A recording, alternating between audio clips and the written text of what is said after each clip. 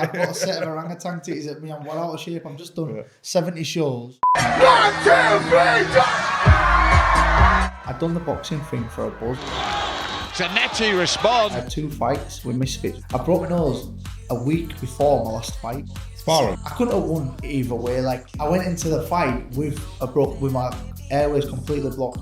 Love Island had just kind of got massive then, and the majority of my friends that I knew was already on Love Island. I knew all these people already just from partying through the scene. It's a pleasure to have Tom Zanetti on the decks. And it just kind of came together, and I just dropped the lyrics as we were there. And I went away and I just knew, like, it happened in about an hour. Okay then, watch what I say then. The best songs that you'll make that work are just come naturally. You Want Me is now actually gone double platinum. So I've got 3 platinum singles and like. Welcome to the Bricks to Riches podcast. Today I have a very special guest. For the first time ever, I have a DJ on the podcast. For those of you who didn't know, when I was at university, I used to promote club nights. I used to have hire DJs like Brandon Block, Boy George, DJ Sasha, Judge Jules. So I've always had a passion for DJs, and it's a great honour and pleasure to have Mr. Tom Zanetti on the podcast. Welcome, Tom. Oh, thanks very much. What a great intro that was as well. I didn't know you used to throw parties. Yeah, I used to do them. That's awesome, Brandon Block and all the I used to be a party boy back in the day. Wow, they were like pioneers of the 90s. All the people you mentioned then, Judge Jules and, all of them, Sasha and a lot, they were like proper huge names. Still are. Yeah, that used to be in nightclubs called Hacienda and Home. Yeah, of course. Before your time. Hacienda in Manchester. Yeah, before your time. Obviously, I never win, but... Well, Tom, can I just say, we've been talking for months, and you've been very busy. You've been in Ibiza, you've been in Mallorca, you've been in Tenerife, you've been in Bodrum, you've been all over Europe. Yeah.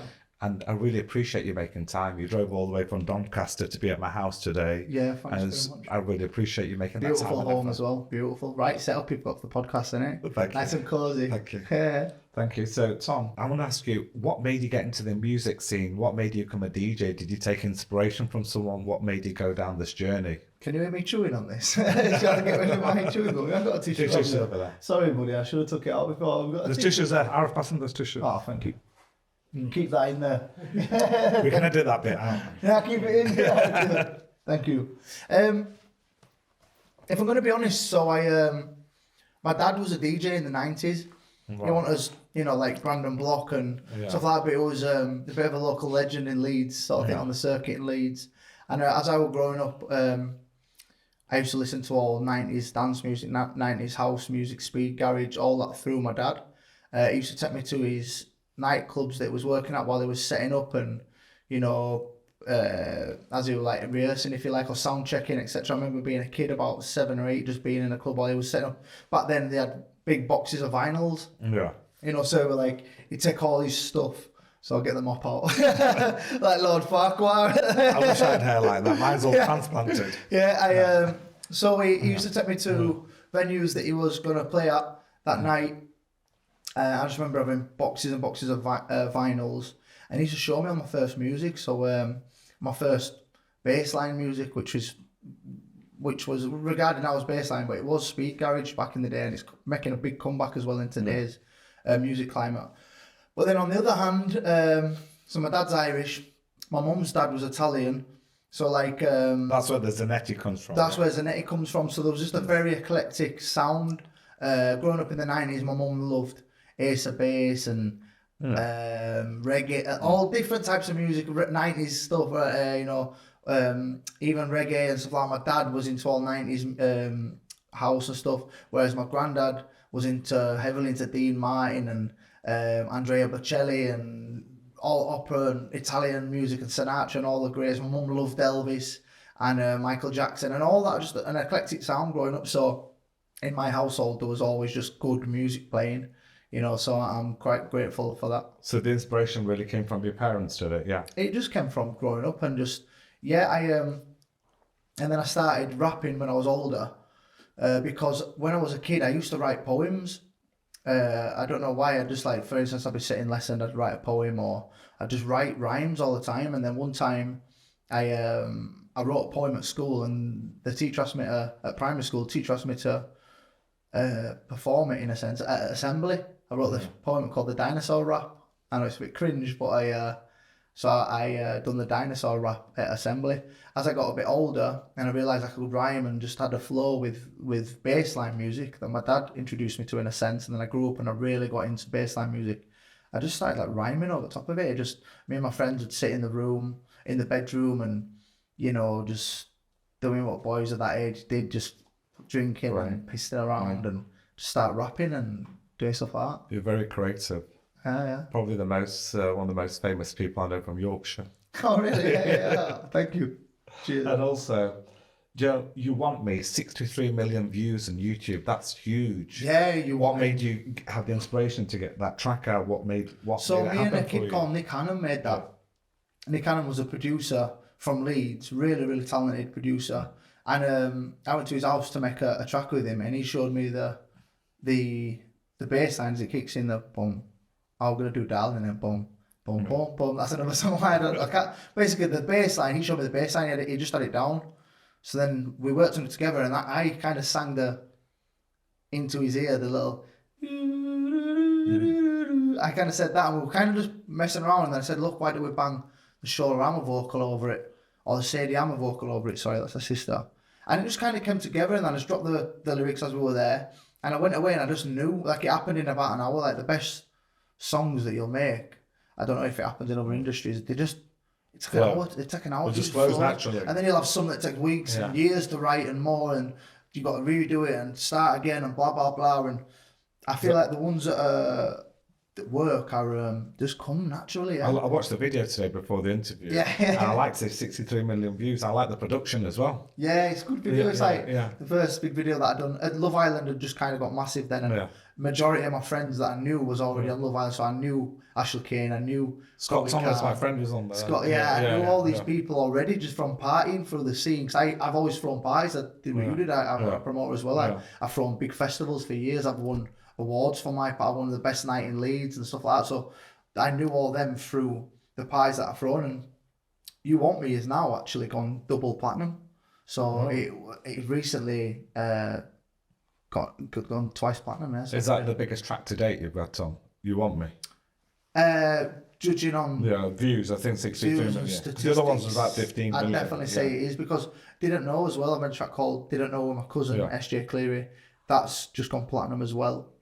So I've got 3 platinum singles, and like for me that's like unbelievable. Like, I'm just a kid from an estate in Leeds. Well, I know you're a friend, and you're very humble, very kind, very respectful. Appreciate and I hope God gives you even more success. You deserve so it. Do I, so do I. Thank you. God bless. Yeah. So, Joe, what do you think of the music industry now? Since you've been in it a long time, you've been in it for 10 years. How do you think it's changed? Evolved? Like you were talking before it used to be records. Now it's not records. Yeah. How do you think it's going to change for the future?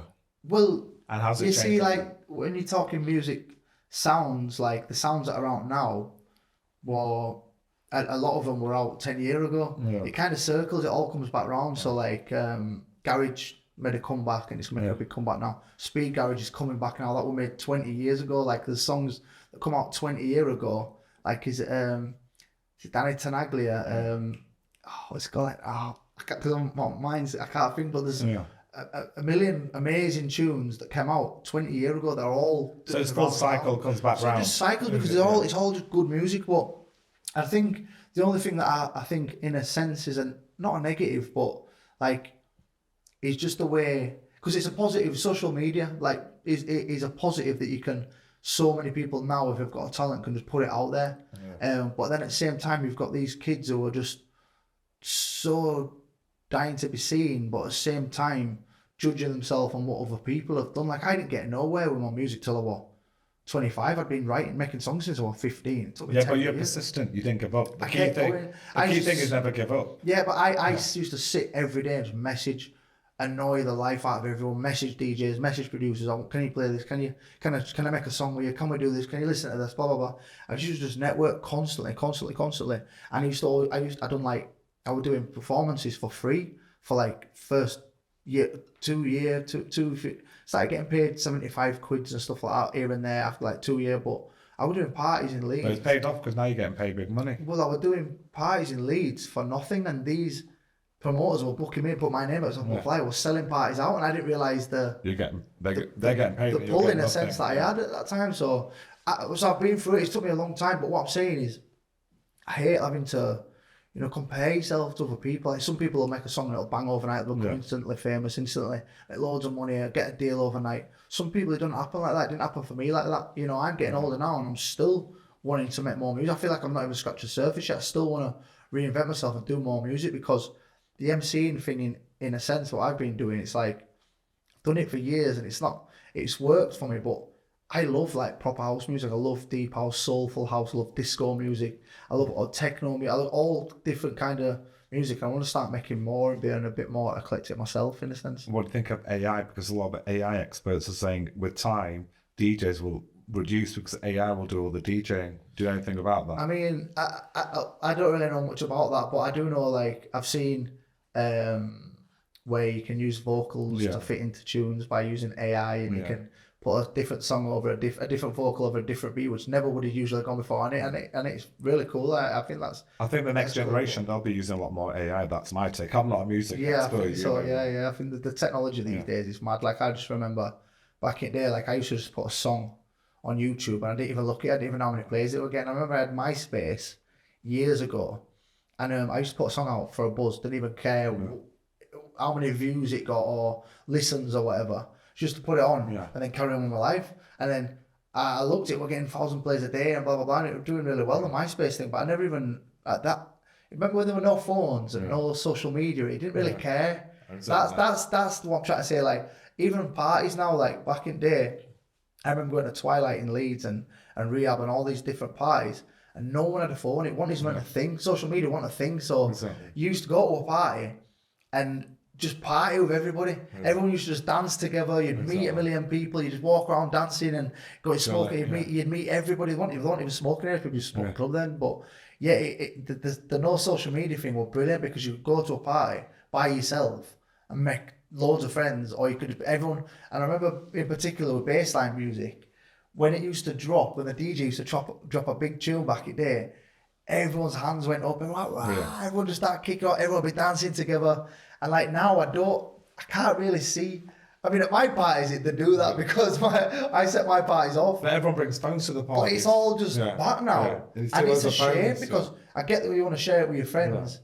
But like at the same time, like it's just priceless. The chance that we had to live in that moment. Yeah, because you actually enjoy the moment. People on social media, people want to pretend they're enjoying when really they're not. They want to show the people that it's a fake life. And it's a shame because you're at an amazing event, which you do want to show people.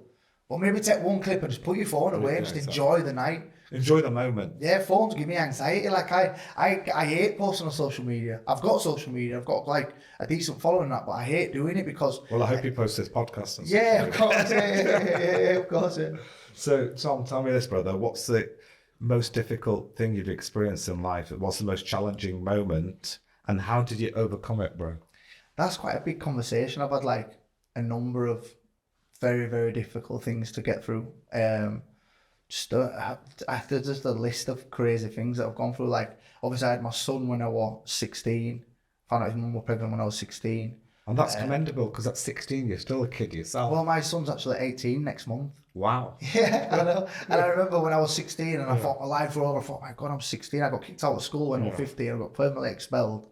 I didn't have no money. I was from a council estate. I didn't have no money, nothing. And I thought, what am I going to give a kid? Like, I can't do it. I didn't want to have a kid. And Deacon, knows all this. My son knows all this because I tell him to go the other way. But he's not like I was. I was a bit of a lunatic when I was. It's commendable. You're 16 yourself. You were a kid yourself. You became a father. Yeah. Whenever I speak to you on the phone, I FaceTime you, I ring you, and you always say, "I'm with my son. I'm with my son." Yeah. So you're a very hands-on dad.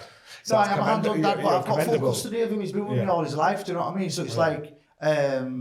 What was I going to say now? But he's 18 now, and I remember when I found out his mum was going to have him when I was 16, people were saying to me, "Oh, well, don't worry, because when he's 18, you'll be 34, and you'll be able to party together, you'll be best mates." And now we're at that stage, and it seemed like 2 minutes ago, and that's why you were in Bodrum, weren't you, when we were FaceTime? We was in Bodrum 2 weeks ago. In Bodrum 2 weeks ago, at the time of his lives, Scorpios, Bagatelle, all these pies.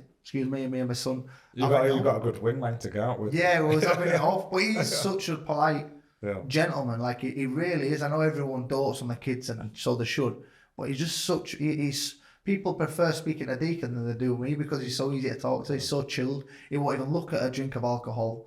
Like, because I've taken him on tour with me since he was 5. He's been everywhere with me. I've took him to all the parties. When I was on tour, so the way your dad took you took him. Well, I've took him on tour with me. I took him on full tours of like Europe. I took him one day. I'd be in Greece, in Zanetti. One day I'd be in Kavos. Next day I'd be in Malia. Next day I'd be in Ibiza. I've taken him Ibiza a few times. So he's been on tour with me. So he's seen from a young age people falling out of nightclubs, pissed out their heads and all that, and he thinks.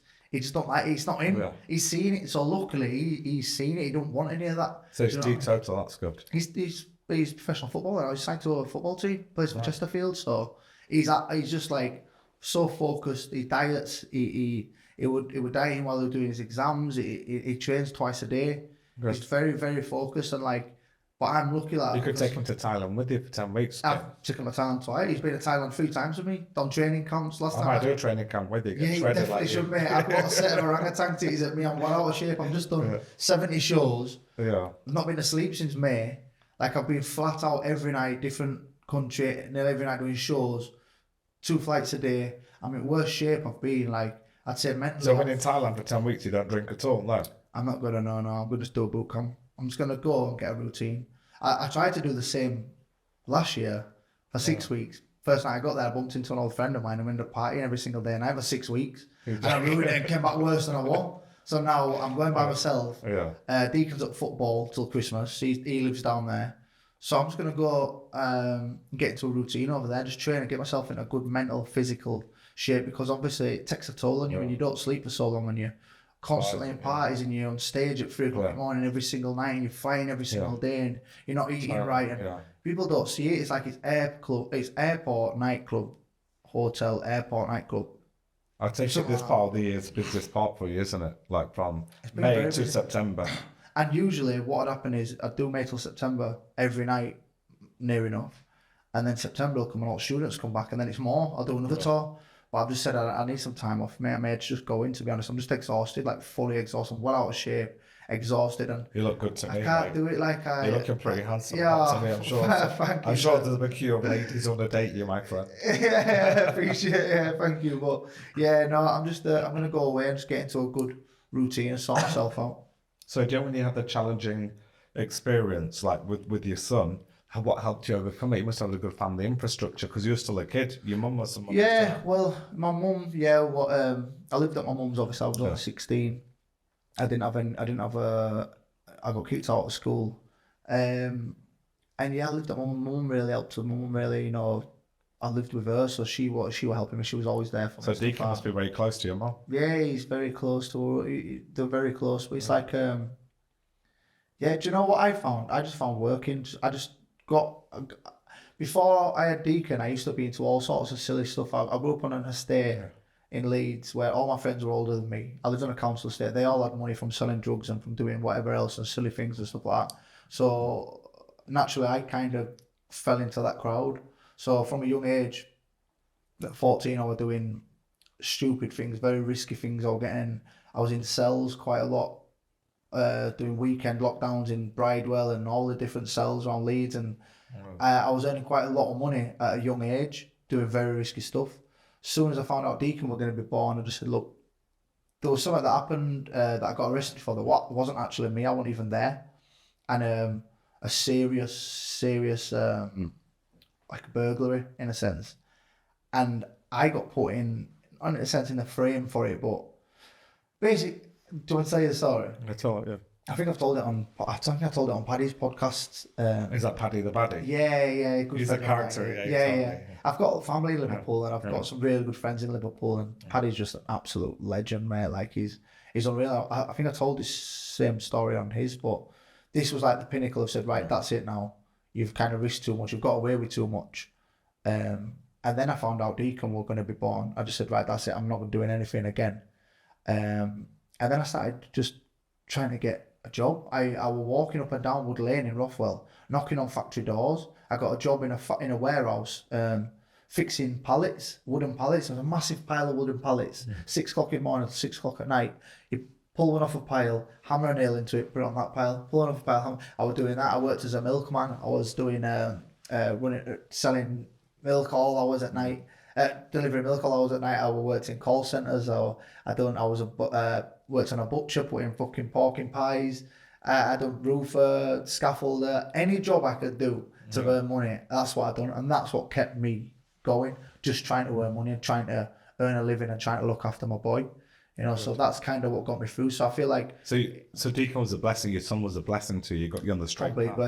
Complete blessing. And at least you're doing something that you enjoy now. Music's your passion. So, of course, I'm very lucky to be able to do what I enjoy, but at the same time, it's just not being easy. All people think, like, you see social media and stuff like that, and people think it's an easy ride, and it's not an easy ride. Nothing worth having is easy. And like, if people could see what happens behind closed doors. People just look at the end product, they don't see the process, what it takes to get there. Trust me, that's what I'm saying. So to anyone who is going through maybe a young pregnancy or struggling to make it in music or struggling to do anything, just stay focused and just be patient. Someone told me to be patient years ago, and patience is just key. Like, stay focused, keep going. Don't give up. Don't give up. Every knockback, keep going. It don't matter. Like, I seen someone on, I'm talking about social media, but I see someone on Instagram the other day where it said Colonel Sanders gave his recipe to over 1,000 restaurants and got told no before he finally got it. And so many like very successful people done it hundreds of times and got told no 100 times before. I got the door slammed in my face so many times. I got laughed at, I got piss taken out of me. What does he think he's doing, rapping and blah blah blah, and everyone looking down on me. And I've had it all my life, but do you know what? I couldn't give a fuck. Just keep going. Consistency is the key. Yeah, that's right. Yeah. That's why you did it. Consistency is key like that. Yes. Consistency and consistency, you do both. Yeah, and hard work. Just dig in, man. Just dig in, focus and carry on, because there's always light at the end of the tunnel. And also, Tom, my friend, tabloids say the music industry is toxic. Is it? And have you ever thought of throwing your towel in? Every day. Like, I've had songs that I've made for 5 years. 5 years ago, they've only just come out. One came out 2 weeks ago. And because I got locked into a deal for like 9 years, like, where I had to make music that I didn't want to put out, but I wanted to put me on, and I couldn't do it. And like, so many people just in that industry, the amount of money that I've had taken off me, or just like, I'm not going to go into too many details, but a lot of people just prefer money over morals, and that's just not me. And I've been blindsided that many times by the closest people to me, because I don't value money over morals. I try to stay right and stay true, and other motherfuckers are just out for what they can get. People make money, they're God. It's horrible. Like, everyone gets karma, and it'll always get everyone, but like, I know for a fact I've never done anyone over. I've never owed anyone money that I haven't paid back. I don't owe anyone, and I've never done anything wrong, by anyone that I can say. Obviously, everyone's had arguments and stuff like that and whatever, but but financially you've been honourable. I've been honourable, that's what I'm saying. No one can say that. Money's very important for some people. Even when you date some women, like, I've dated a lot of beautiful women, and I find a lot of women these days just want to go with a guy who's rich. They don't care about the guy who's nice or good looking. They just want dough. Yeah, that's what I'm saying. And like, nice it's each to their own, because, you know what I mean? We earn money so we can treat ourselves and treat other people. I like to treat other people. I've splashed hundreds of thousands. I'm not going to go into detail. I've splashed a lot of money on other people. But like, when it comes to girls and stuff like that, that's like, life's, if you can have fun with a girl and she wants to enjoy it, and I've just had fun with her and that, but I know what you're saying, like, and if the girl wants to do that and she's enjoying money, getting spent and going to nice places, fine, do that. But you've got to understand that at some point, it's going to catch up with you, because, again, like... Because beauty for a girl doesn't last forever. It doesn't last forever, and you can't value... Like, there's only so much money can get you, like... With regards to happiness, it is genuine. Yeah, you can buy beautiful things, and we can get nice houses and all this. And don't get me wrong, and I've been poor, I've been bankrupt twice. I've lost money, and I've had a lot of money. And I always know that there's the nicest Don't worry, thing. now that you're my friend, Tom, I'm going to make you a property tycoon. Yeah, please. Do that. More money, never joking. But what I'm saying is, like, the best things in life really are the little things. Yeah, people who respect you and care about you, and like when you get a girl and you can tell this, you can feel it in your stomach, you love each other. That's when I see a gold digger girl now, I just run away a mile. I just don't find it attractive at all. She could be the prettiest woman in the world. As soon as it goes transactional, I wouldn't You run. just know where, you don't know where. It's good to find a girl with good morals and ethics. Yeah, it is. Obviously, God's blessed you. You're a handsome guy. You're famous, and you've got money.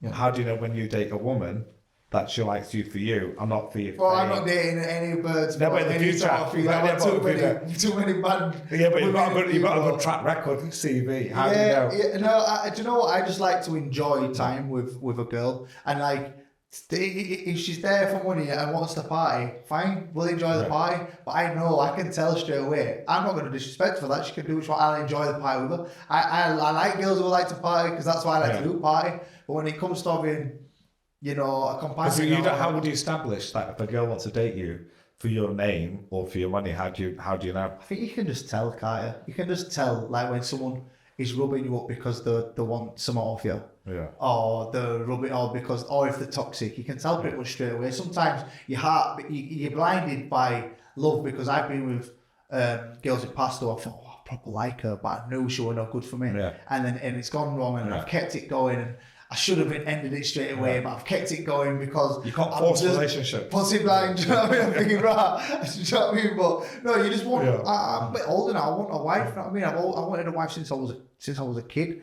I've been in love. I've been really in love before. It's like you can't beat that, bro. What about club girls, brother? When you're doing a big rave like in Ibiza, you've got a few thousand people. These girls love to be in that DJ box with the DJ. Yeah. What about those girls? Yeah, I love them. I'm a fan of them as well. As long as everyone's nice, everyone's enjoying themselves. No one gets disrespected. Everyone's having fun. Everyone's nice to each other. Just enjoy it. It's all life's about. Do you know what it is? Yeah, we get old quick, bro. Yeah. This is what I tell everyone. We get old quick. Yeah. Enjoy life as much as you can. You know what I mean? As long as no one gets hurt, everyone understands each other. Just fucking enjoy it, man. When's the next big? I'm coming to that party backstage. I'm coming. I've got a party at Mint Warehouse in Leeds on the 11th of October, which is actually Deacon's 18th birthday. So I thought, it's Deacon's 18th. Yeah. I'm going to throw a party, and I've booked some unbelievable DJ lineup at Mint Warehouse, which is like the best club in Leeds. So we're throwing a big party there, and it's Deacon loves house music. He's really into really cool house music, but he doesn't drink. So I'm gonna get him and all his football pals. They're gonna come and enjoy the party. I've got a Mean Edge and Dan. I've got a Mean Edge coming. Sammy Porter, Sean Banger Scott doing an old speak garage set. I've got Beso from Liverpool. Such a sick DJ lineup. Jack Diamond, SJ, Deltec, all the boys are coming down, and a big party at 11th of October at Mint Warehouse, which should be really cool. And like I said, that's the next one, but that's a rave. Yeah. It's not like, like what we've been doing recently, like the parties where it's nice dinner and dancing and like Scorpio and wine. It's lovely. But I haven't been to a rave that I'm not playing at for a long time, so I'm not. So you can let your head down, relax. Yeah, I'm having a bit of a dance. With my son. And so you're going to Thailand after that then, yeah? And I'm going to go on 14th, yeah. 14th, I'm going to get straight off. Dean goes back to football. Have his 18th with him. We've got a nice big dinner booked at Tattoo beforehand. Booked out top floor of Tattoo, so yeah, big quality. So Joe, can you tell me, Tom, about your collaborations with Silky? How did that go? How did that happen? Excuse me, so Silky's actually a good friend of mine. But over the music, like I was speaking to him before, friends with him before music, and he was doing some really big things with the tracks that he was releasing. And he came to one of my shows in Kingston where he's from around that area. And he was saying, Tom, let's do a track. I want to make a track with you. And he was doing big bits, and I've been doing my thing. And it just made sense, and I loved what he was doing. And we made a track called Flight Mode in the lockdown, I think it was. Yeah. And it just went off. It still absolutely bangs now. I'll play Flight Mode and the club just goes off. And during lockdown, you kept a lot of people alive, didn't you? In the lockdown, where people weren't allowed to go out, people listened to your music all the time. Yeah, that was inspiration. That was inspirational. Yeah. I actually really enjoyed lockdown. It was just me and my son. Obviously, it was very difficult at the time because obviously I couldn't see my family and all my businesses were shut down. I didn't have a penny to scratch my ass with. I just put all my money into a nightclub called Dollhouse. Yeah. Before lockdown, we were open for 4 months, packed every night, amazing, really, really good time. And then lockdown happened and then lost everything. So I had enough money to look after us. The house that we lived in, I was blessed for that. And I had Deacon and my pal Mickey, and we just trained every day. We had like a proper English summer. We went walking, went to find lakes to swim in, and training outside every day, and watching movies every day. And I actually really enjoy it. I lost a few people. My granddad lost his brother in lockdown. And, sorry to hear. you know, stuff like that. And just, it was difficult for everyone. But that phase of life, I loved lockdown, man. A lot of people lost a lot of money, didn't they? The hotel set to the nightclubs, they lost pure day. Yeah. I was on my ass. I thought we were finished. That was in back of my. I just put it to back on my mind. I just thought we're here, and there was a lot more to worry about. I thought we were going to be catching a mad virus, and You're glad to be alive, weren't you? Yeah, I was glad to be alive and just be at home with my boy. Exactly. Which is your dream artist you love to collaborate with? If you had one artist that you love to collaborate with around the world, I'd probably say just because I loved Craig David so much. I think Craig David was sick back in the day, and he still is now. He's amazing, but I don't know. That's like a big question. It's never too late. Why do you do it now? It's a big question. I mean, I know if he'd want to work with me, I'd love to work with him. Obviously, if you see this big David, then let's boogie. But there's just so many I'd love to work with. I'd love to work with like Jamie Jones and try and do something crazy with him. And I don't know, there's so many people that I really rate and respect. It'd just be an endless list, to be honest. There's so many people I'd like to work with. Okay, and also another question. You've been on dating shows like Celebs Go Dating, etc. Yeah. What's that like dating in real life? What's the difference? Do you know what? That was another amazing experience. Like I get asked to do shows all the time, like all these dating shows, and I've never said I'll do it because I didn't really want to do anything that was toxic, like toxic dating show or etc. Because I was doing music, I never thought it really coincided well with it. But again, it was lockdown, and I got a call off an agent for Celebs Go Dating, and the FaceTime me, and I was sat with Deacon, my son, and they said, "Oh, we're going to put you in a mansion for a month with loads of random celebrities, and you'll be dating different birds every day, and we'll pay you a big fat packet for it." And I looked at Deacon and he went, "If you don't do it, I will." So I thought, yo, get me on that show. So I'd done it, and it was sick, mate. It was absolutely unbelievable. Like, I had just such a laugh. Like, we had no phones for a month, no TV. You couldn't see what was going on outside. You just had to live old school. You just had to get on with people, have relationships and talk. Do you date anybody from that? I don't watch it. Yeah, watch it. Watch it. It's actually really good. Yeah, we had a great, really great experience. I dated every day. I'm dating. I think I might be wrong, but I think I was the only one from the history of the show who got 10 out of 10 on every day. Really? Apparently, I think so. I might be wrong, so don't sting me on that if anyone So you're a natural, I think there were me and Pete Wicks, I think, got 10 out of 10 on every day. Good. So, are you still in contact with those dates, or is there history? some people I'm still friends with, yeah. Still friends with them. It was more like, I wasn't dating them for, it was more like friendly. If you watch it, you'll see what I mean. It was just nice. We just had fun. You know what I'm saying? And do you prefer dating in real life as opposed to the television dating? I'm not really a serial dater, bro. I don't really date at all. Really? Like, I only date a girl if I want to be with them. Like, Right, if I if want you something marry them, serious yeah, with yeah. them. Like, I've only dated a number of girls, and I've always ended up being my girlfriend. Like, I don't really date, to be honest. Do you know what I mean? So, Whether you're looking for the wife. but I was dating on that show every single day, and it was class. When I came out of that show, because I got a taste of that, I dated a little bit more. My advice to you and anybody who's listening, only date where you see future. Why waste time? It's like I'm in the property business, Tom. I would buy a property if I'm not going to get profit from it. Why waste time? Yeah, of course. Same with a bird. Why date a lady if you're not going to get any benefit from it in the future? Yeah, but sometimes it's nice to have a little companion or someone to dance with and have a party with it. Like, That's not dating. That's having fun. There's a difference. yeah, of course, yeah. Courting. It's Yeah. courting and dating and having dinner with someone. So also, we spoke about it before, what's the most important lesson you will learn from relationships, whether it's friendship, girlfriend, wife, business? You spoke earlier about trusting people. I feel like a life lesson that I've had, because I've been scorned a few times by bad people that I've trusted with my life, trusted them as family, as friends, as partners, trusted them and done me over, and have just not given me what I give them. I feel like a life lesson is just it's hard to do when you're a giving person, but not to give too much. Which again, if I get into something with somebody, like a partnership, whether it's romantic or business or whatever, I give everything because I want to be honest. I don't want to hold back. I don't want to have a guard up, so I give who I am. Yeah. And then that's when it gets taken advantage of, which is the shame, because I don't want to put a guard up. But the life lesson that I've had is just, Yeah, unfortunately not. Don't give too much away because people just And you're very trusting. People take advantage of that. People really take advantage of you. You know. Some people take the piss. Some people take the piss. You know what I mean? Karma gets them, and like you said, but that's a life lesson I've had, which is a shame because I've had a few people close to me that I just feel like, how could you be so? It's just shameful. Like, how could you do that blatantly? So will that stop you from trusting somebody else? Because we're talking to I feel about like business and other stuff. You know, I feel like I'm a bit global. I feel like I'd like to say I'm a good judge of character, but I just like to be. I like to be treat people as though they treat me. So I'm open with people, I'm quite open. You know what I mean? I'm not going to be as trusted as I have been in the past, but I've been stung a few times. Maybe I'm just stupid. I don't know. But it's not my.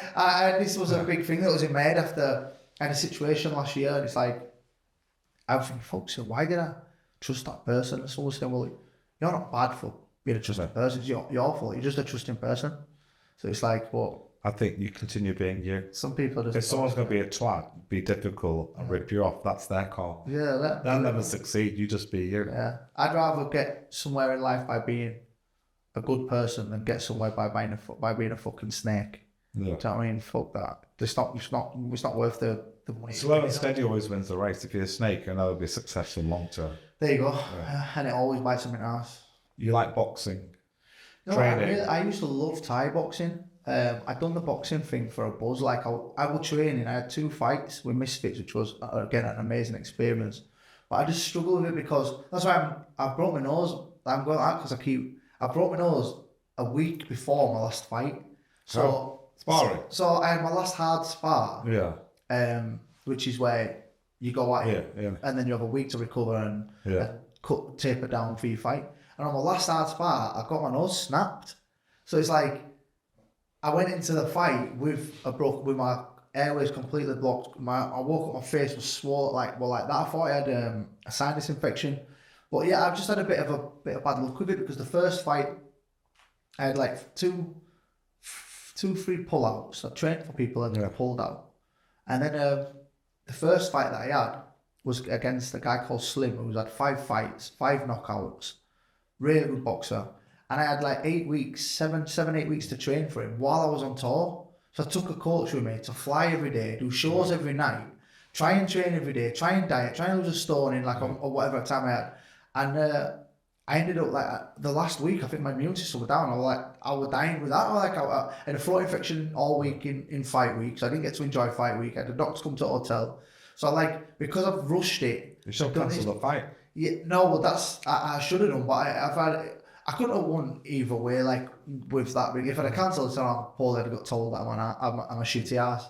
If I didn't, I mean, the fight were amazing. I don't know if you've seen the fight; it was great. I lost on points on a decision, and it went like uproar on Twitter saying it should have been a draw or blah blah blah. Fair enough. I think he should have won anyway because he did get more punches than me. But my first fight, and I was fucked. I had throat infection. And so imagine if you're fit and healthy. So now if I ever do it again, I'm gonna have some time to just actually learn boxing and train. That's why I'm going to Thailand. I'm going to Thailand, do 10 weeks training, get to a good fit state. Then I'm going to come back and do a camp. Then there's options to do more fight. I'd love to do it because the experience was great, but I just had a bit of a bad luck with it because the second one, I rushed it. I went on tour. I took a coach with me, flying every day from all these different places while I was doing shows at night time, shows in the daytime, trying to train. It's just you can't, anyone who's boxed before, you can't do that. It's like, these other kids that I was fighting are taking it serious. I've got a good coach for you if you want one. Juggles, and he's a good friend of mine. Okay. He's based in LA. He used to train American everybody. Oh, really? That's Freddie Roach. Well, I've got a few guys that I work with that are kind of, I call them family now, do you know what I mean? So when you go for a flight with them, they become family, so I'd probably just stay with them, do you know what I mean? But it's great to get a session. I want you to win though. That's it. I'm going to support you. I'm going to support you. Yeah, lovely, yeah. Tom, tell me this business. What business interests you? We've been talking about business. You're talking about movie. Yeah. You want to produce this movie. Yeah. Can you tell all the listeners about your movie production? So Because I think that script that you told me seems very interesting. So my dad's wrote a book called 9 Foot Tall. He released it in lockdown. I didn't tell anybody it was my dad who wrote it because I've always had a plan to announce it when we do a film. It was like a top seller in lockdown. It done really well. And it's about his life. My dad's an absolute character. actually, there was a DJ in the 90s. He was on a show called Kilroy. Years and years ago for like sleeping with 2,000 women, and like he's a proper he's the funniest. That's where you get it from. That's he's the funniest man I've ever met. He's handsome, he's so hilarious, and the story's about a man from Irish descent, a boy from Irish descent, from an Irish family, moving to Meanwood in Leeds, which is a rough part of Leeds. Growing up in an Irish family, then adolescence in the 80s, loads of funny parts, like meeting girls and going, so many funny parts. Then going into the 90s, the drug-fueled rave era where he become a DJ and his friends are criminals and loads of mad stuff. And then into the noughties, he went to jail and stuff like that. So I'd say it's like a mixture between like a Train Spotting versus Snatch versus what's that one with Danny Dyer, where they're all partying in the 90s. You remember? Human Traffic. All them combined, it's like a bit of everything. And the book, if you read it, 9 foot tall, if you read it, 2 chapters, you'll be hooked. I don't care. You'll be hooked, especially if you're from like backgrounds that we are and you relate to all the stuff that's in the book. And it's amazing. So you said there's one Asian character now. We were talking about Zayn Malik. His Asian best friend.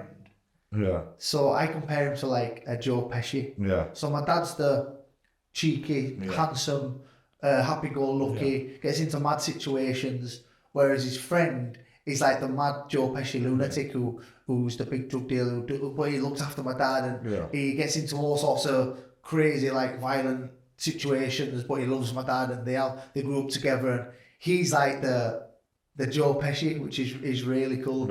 And they call him Unsolved Sanjay, because all of the murders in Leeds that were unsolved were down to his hands, apparently. To Sanjay's hands. Apparently, yeah. But it's just a great, it is really cool, and we've raised quite a lot of money so far for the production.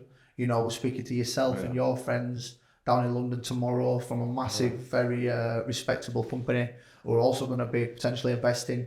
And mate, the project's going to be massive, man. I'm really excited. I can't wait for me and you to have director's chairs. And we sat on set with Sean Bean playing my granddad and, you know, all these really cool characters that we've got in the business plan. It's going to be a great cast, and like... The script sounds really good. No, it's sick, man. I can't wait to get stuck. Look, if I didn't believe in it, I wouldn't be having that meeting. No, of course, yeah. And it's like a passion project. Yeah. I'm really excited about it. That could be huge. It could be really big. Because it could go around the globe. You see me, I'm a proper movie buff. Everyone who knows me personally knows all I do is watch films. I love films. I've done it since I was a kid. My dad's always, because my dad's a writer as well, he's shown me every film since I was a kid. I was watching like the maddest films when I was like 8 years old. Like, do you like action films or chick flicks, romantic or sci-fi? To be honest, like if I were going to say an action film, the best action film ever made is between Face Off or Con Air. Yeah, that'd be. Yeah. I like Face Off. Con Air was good as well. So like when it comes to action film, Nicolas Cage. Cool. I'm not really into like Marvel and stuff like that. You know, I'm not into like stuff like that in a sense, but I just love like all the old classics really. And then once the film's made, then will you sell it to a distributor to sell? That's what normally people do. Well, that's the plan. And then you can take it around the globe. The plan is to get the film made and then sell it to Jason Mazza, our scriptwriter, co-producer. Yeah. He's got a very good relationship with Netflix, Amazon, Lionsgate, all these companies, because he's made so many great films. He made a film with Michael Caine. He redid Oliver Twist with Michael Caine. He's done like massive. He's won BAFTAs, and once we get this film made, he'll then, depending where we want to go, he'll sell it to Netflix or Amazon or whatever. Yeah. But I've got a good feeling about it. It's going to be enjoyable first of all, which I'm really looking for. Something that we're going to enjoy and get some out of and have fun with and get creative. Do you know what I mean? Because once you made the film, and let's say if the film's cost $3 million, you sell it for double the money, then you get royalty rights, then you and if it makes money, then it's amazing. I'll be happy because my dad will get paid. Why don't you do acting with it? But you should be an actor. I can't talk, but so the sequel is based on my life story. Right. So like my dad's a DJ in Leeds, but he never made it to Ibiza. And I don't know if I can give this away, but the last scene in the film is my dad walking onto saying, so yeah, I had a good run in Leeds and blah blah blah, but I never made it to Ibiza. As he's walking onto Ushuaia stage, and he goes, but my son did. and then I'm DJing on a show, and then it goes into my life. And obviously my life has been very like, how can I describe it? It's been insane, mate. So You've got some stories to say. I've got quite a life story that I can tell, and the characters that I know, the people that I've been around, and how I grew up, and there's a lot of, and I'm just blessed to be doing it. If people watch it and enjoy it, then good. If it makes money, even better. My dad can get a packet out of it. But I'm just looking forward to doing it. Because the people I'm talking to, it's best to make the film and forward sell it. So if you basically made the film and it cost X, who sold it, pre-sold it, it de-risks the movie. Yeah, of course. That's what a lot of people do. We'll pre-sell it, but I'm really looking forward to doing the premieres. I've got a feeling we'll do a premiere run up and down the country and sell out every cinema. Yeah. I've just done 150 shows last year, sold out for Tom Zanetti thing, what I do. And I know for a fact when we do a film with this great cast and we're all gassing it up, and I think we'll sell out and do a party in every cinema. If you've got a good cast and you've got a good script, that's what sells. And good production. We'll smash it. And that's the thing. Like I know when a film's shit, and I know when a film's quality, and I'm going to be very vigilant and strict onto who gets cast, and I want to have a bit of a hands-on approach with the director. Obviously, he'll have the final say, but it's got to be right. Yeah, not too cliche, not too. There's a lot of shit out that comes out, and I've got a good feeling about it. It's going to be good, man. Okay, what about you're my brother now? So the money you make from DJing, property, you'll be a property tycoon. The next thing, I've got a couple of properties, but the next thing that I'm going to do is I'm opening a beach club in Greece, and that's going to be Zanetti's. That's going to be my beach club. And you can jump in it, and we'll enjoy it together, bro. But that's the new project, and it's already underway. We've got a site. I've got really credible partner. I'd love it if you jump in as well. We can all have a bit of fun, but I can't say too much, but that's the next thing, the beach club, and that's going to be mine. That's going to be my thing, do you know what I mean? No one else is involved to fuck it up or piss around or ruin it or take advantage or take the piss. It's going to be mine, and it's going to go like that. But my advice to you as a property tycoon is each time you make money from DJing or whatever business is you buy properties. Because as you get older, you don't want to work. You want to live off the rent. So for example, if you've build a portfolio of properties and you're getting, let's say, 50 grand a month rent, and over 12 months, that's 600 grand a year, pays your life. Oh, yeah, of course. Yeah, of course. You want to make money in your sleep. Yeah. And that's what will make you money in your sleep. Yeah. We can have another check out. You can teach me. I'm going to teach you how to go a property tycoon. Yeah, mate. I'd love that. That'd be nice being a property tycoon. Like I said, I've got a couple of properties. But I'm not really switched on with regards to doing all that. I've just been too busy, mate. You're always travelling. I'm always flat out with everything that I'm trying to do. So yeah, you're right though. You are right. There's money's in bricks and mortar in it. Because heads you win tells you. Bricks to riches. Yeah. That's right. You got it. But you can't go wrong. I sat with the right guy for that. But you can't go wrong with it. That's what I'm saying. Yeah. If you bought a property when your son was born, now it would have doubled in value, if not tripled. Yeah, of course. Yeah. So you've got nothing, and the rent would have paid for itself even if you've got a mortgage. Yeah. I've got a number of properties. Yeah, I'll show you. We'll build it up more. Yeah, that's what we need, bro. So, Tom, I'd like to thank you for coming to the podcast. You made a special effort. You drove all the way 2 hours to be at my house. Yeah. It's very kind. I really appreciate it. Invite me to your home. And I want to repay you back by taking you for dinner now. No. The reason he says that is because I've got to be somewhere after this, and he says, "Tom, you're coming for dinner. You're coming as my guest. You're coming for dinner." Yeah. And I'm dying to, because I know we'll have a lot of fun, but I'm going to stick to my guns. We'll have dinner tomorrow in London. For sure. We'll go and also, Tom, the other question I want to say, when's the next big event? I want to come there in the DJ box, dance. So the next one I'm going to do is get some attention from the ladies the way you do. Yeah. Well, the next one's 11th of October. I'm in warehouse, but it's a rave. I don't know if it's your scene. It's like mine's rave's long by Europe. It's a bit of a rave. Yeah. You're more la-di-da, and a bit of that. So I don't. But you can. I'll come for you. We can have a bit of fun. I'll come and bring a CD. Can give her a present. Yeah, why not? Yeah, we'll have a bit. We can have a dance, can't we? Yeah, exactly. Thanks so much for having me. Thank you. Really appreciate it. Thank you. Thanks.